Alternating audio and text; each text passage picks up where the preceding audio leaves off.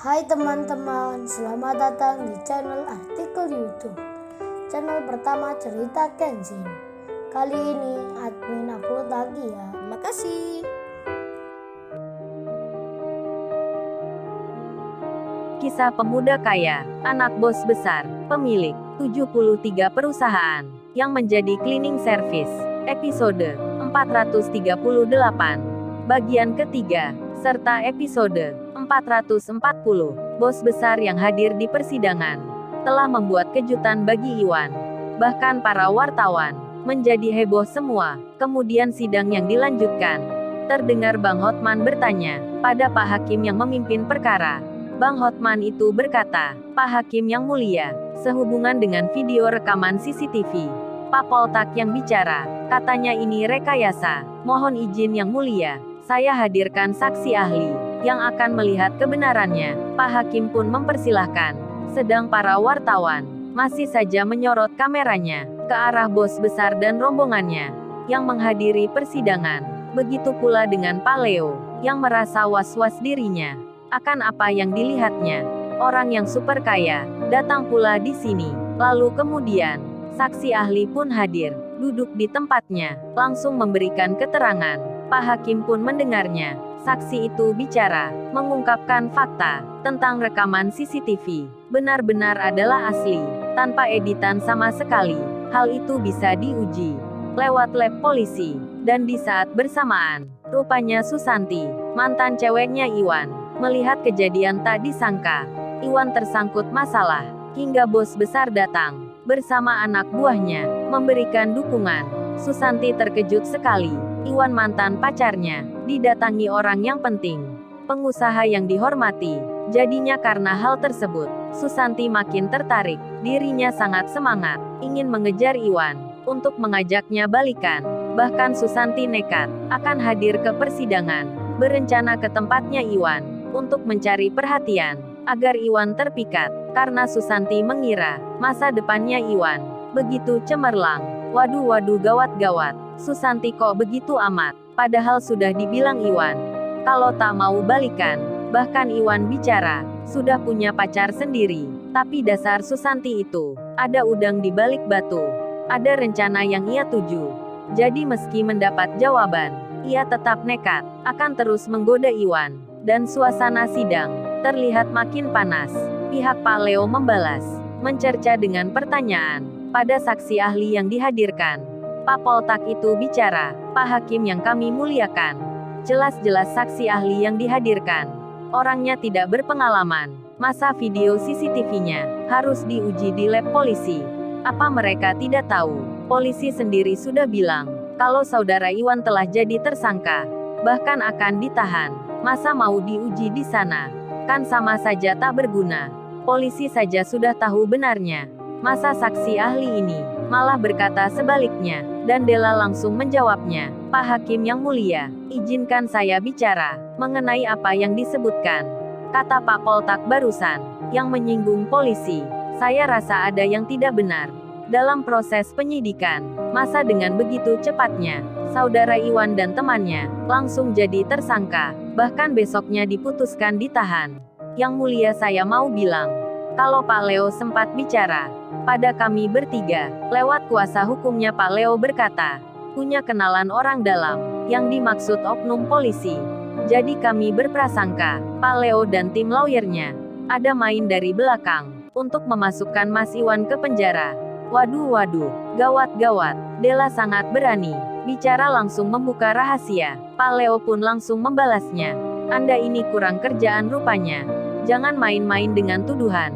Kalau tak ada buktinya, Anda bisa saya tuntut dengan pencemaran nama baik pula." Della juga menyahut, "Pak Leo coba tuntut saja.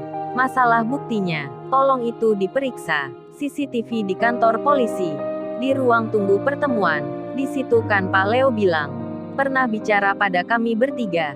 Tentu saja perdebatan tersebut makin membuat panas suasana. Wartawan pun sampai berkeringat mendengar Pak Leo dituduh menyuap. Bahkan Bang Hotman langsung rapat pada rekan-rekannya yang di situ. Bang Hotman lalu bertanya pada Iwan yang di sampingnya. Iwan pun menjawabnya, hal itu benar adanya, dan Pak Hakim sendiri Ketika mendapat pemberitahuan tersebut, ada permainan dari belakang yang melibatkan Pak Leo. Pak Hakim pun panik, khawatir juga dirinya akan tersangkut masalah. Kemudian Pak Trisno menginterupsi. Pihak pengacara Pak Leo itu tak terima. Malah beliau berkata, "Pak Hakim yang terhormat, izinkan saya bicara. Klien kami sangat merasa dirugikan. Dicemarkan nama baiknya di persidangan. Bahkan di depan banyak wartawan. Sedang pengacara terdakwa sekedar bicara. Menuduh tak ada buktinya. Jadi mohon Pak Hakim berbuat adil. Kami pihak pengacara Pak Leo juga merasa dirugikan sekali. Kami pun akan melaporkan Mbak Della itu dengan pasal berlapis, pencemaran nama baik, dan tuduhan tanpa bukti." Pak Hakim pun menjawabnya dengan bertanya pada Della, "Saudari Della, apa benar yang Anda katakan? Apa Anda punya bukti yang kuat? Kalau sekedar bicara saja, banyak orang yang bisa. Saksi tanpa bukti tak ada nilainya. Kalau tak ada alasan yang kuat, Saudari Della sudah melanggar hukum dan bisa langsung dituntut."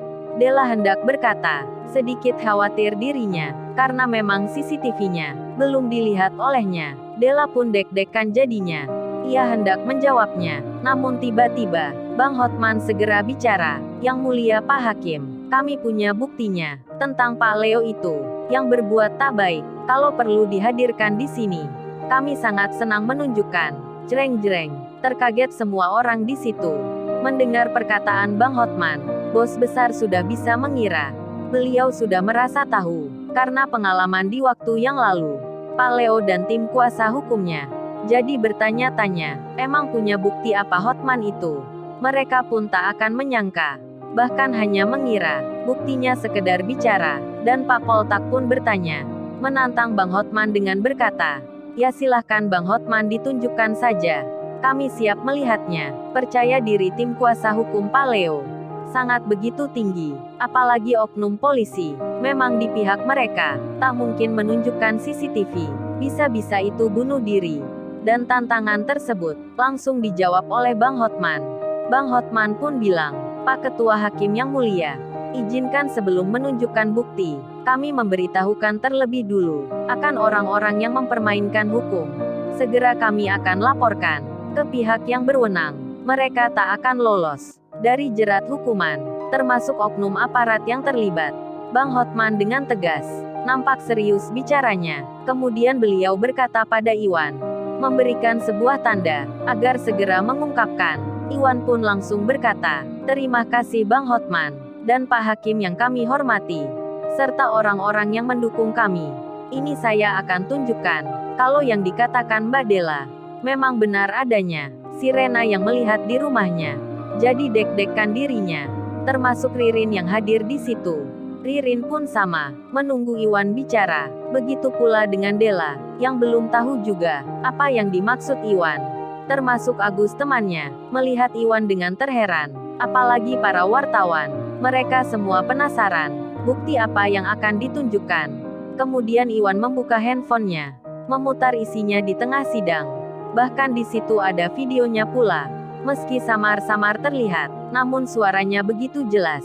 Seketika itu juga, terkejutlah Pak Leo dan tim kuasa hukumnya.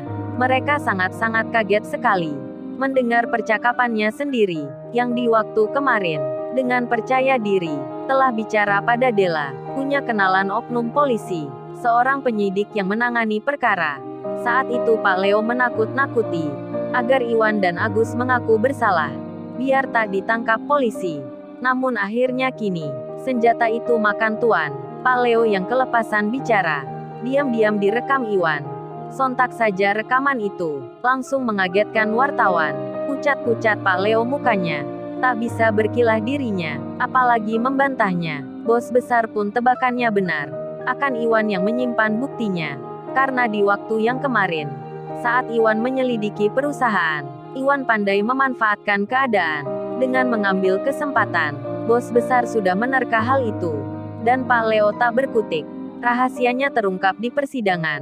Banyak wartawan yang langsung mengabarkan, menulis beritanya. Pak Hakim sendiri tentu tak mau gegabah mengikuti pesanan yang tadi malam. Pak Hakim pun cari selamat. Setelah bukti pembicaraan terungkap, beliau memutuskan kalau Iwan dan Agus Hari itu juga, dilepaskan dari tersangka, Iwan pun dibebaskan. Sedang Pak Leo dan tim kuasa hukumnya terancam akan tuntutan, akan terkena hukuman karena dugaan menyuap. Bang Hotman pun bersiap akan melaporkan hal itu. Dan di lain tempat, di hari kedua meeting, Kauri tak bercerita ke Kenshin kalau ada orang barat yang bernama Kelvin berbuat tak baik ke dirinya, berani menggodanya, bahkan di depan teman-temannya. Kauri di hari ini akan melakukan meeting lagi. Kauri menganggapnya itu hanya sementara, karena di sini juga tak lama. Dan rapat kerja yang kedua untuk menggantikan Lala terlihat sudah dimulai. Pembicaraan pun berlangsung. Di tengah rapat itu, seperti hari pertama, Kelvin berulah lagi. Dirinya melihat Kauri dengan begitu jelas sekali. Teman-temannya Kauri sampai bicara akan masalah itu. Kauri pun menjawabnya, sudah abaikan saja, tak usah diperdulikan. Namun Kelvin makin nekat, meski di sini banyak yang kerja sedang menghadiri rapat. Kelvin tak peduli, malah ia berdiri, berjalan ke depannya, hendak menghampiri Kauri, sambil membawa kotak, seperti perhiasan. Kelvin tiba-tiba bicara, "Hey beautiful lady, do you want to accept this gift? I hope you won't accept it." Yang artinya, "Hai wanita cantik, maukah kamu menerima hadiah ini? Saya harap kamu mau menerimanya." Aduh nekat-nekat sekali. Kelvin memang tak tahu diri. Ia kemudian membuka kotak itu, yang nampak seperti perhiasan. Kauri yang hendak marah, tak mau menerimanya, tiba-tiba melihat isinya, hanya sebuah tanda panah yang mengarah ke kanan. Kauri mengalihkan pandangannya ke arah kanan itu, dan tiba-tiba terlihat ada pegawai asing yang di situ.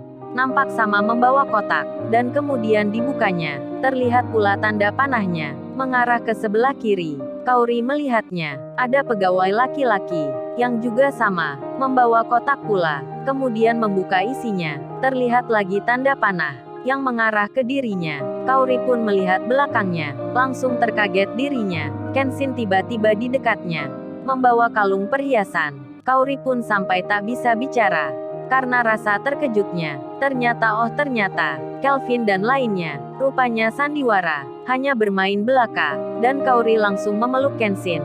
Nampak marah dirinya. Kemudian Kauri berkata, "Kamu say jahat sekali. Jahat banget kamu. Udah ngerjain aku. Aku nggak suka tahu." Kenshin dipukul dadanya. Kauri nampak manja, dan Kenshin yang tersenyum. Kemudian memakaikan kalung perhiasan ke istrinya. Kejutan Kenshin begitu tiba-tiba, hingga banyak orang tak menyangka.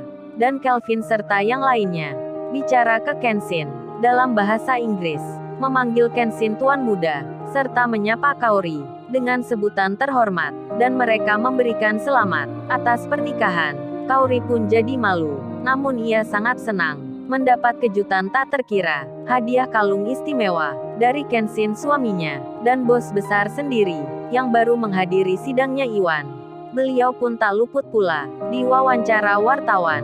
Bos besar ditanya, mengapa kenal Iwan, yang kerjanya cleaning service. Apakah Iwan bekerja di tempatnya?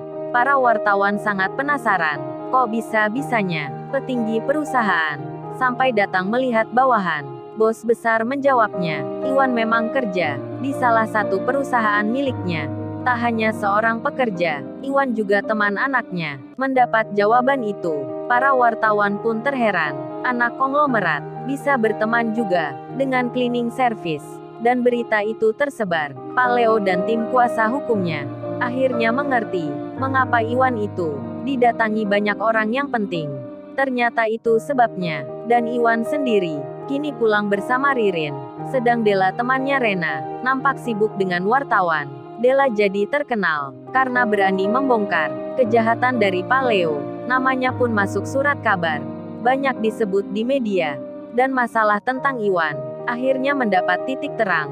Bukan Iwan yang akan ditahan, melainkan Pak Leo yang terancam akan terkena hukuman. Lalu, bagaimana kisah selanjutnya? Subscribe channel ini untuk episode berikutnya. Terima kasih. Jangan lupa ya guys, untuk kelanjutan ceritanya ada di artikel YouTube. Jangan lupa subscribe ya guys, dan tekan notifikasinya